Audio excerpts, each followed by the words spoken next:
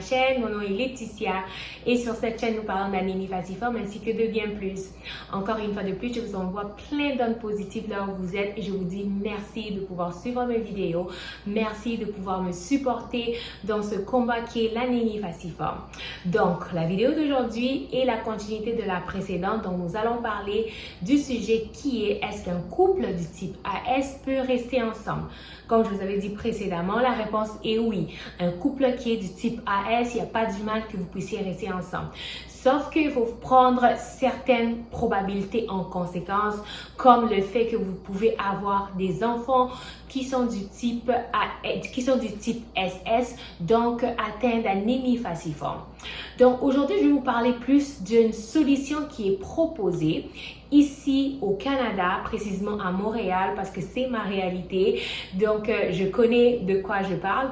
Ici à Montréal, quand un couple qui est du type AS veut avoir des enfants ou que la femme tombe enceinte, il y a maintenant cette solution qui est proposée lors du suivi de votre grossesse, le fait de pouvoir tester votre fœtus. Donc, tester le sang de votre fœtus. Qu'est-ce qu'ils vont faire? Ils vont pouvoir prélever le sang de votre futur bébé pour pouvoir vous dire si vous avez un enfant AA, AS ou SS. Donc, qu'est-ce qu'ils font? Ils vont prendre une aiguille qu'ils vont piquer dans le ventre du bébé, dans le ventre de la maman plutôt, et pour pouvoir prélever du sang. Ce processus est un processus tout à fait sécuritaire. Sauf que dans certains cas, cela peut augmenter le risque de mortalité chez le fœtus parce que le fœtus est petit et on y va prélever son sang.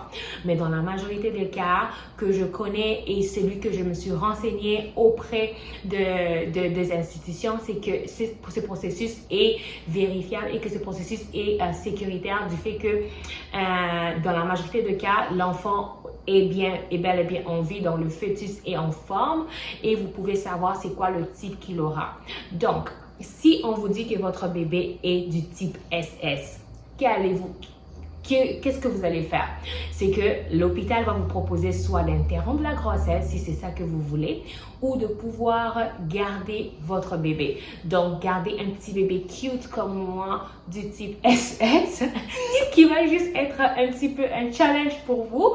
Donc, c'est pour cela, comme je le disais au départ, c'est vraiment un choix personnel à réfléchir mûrement dessus, à réfléchir pour pouvoir voir si on est prêt à élever un enfant du type SS.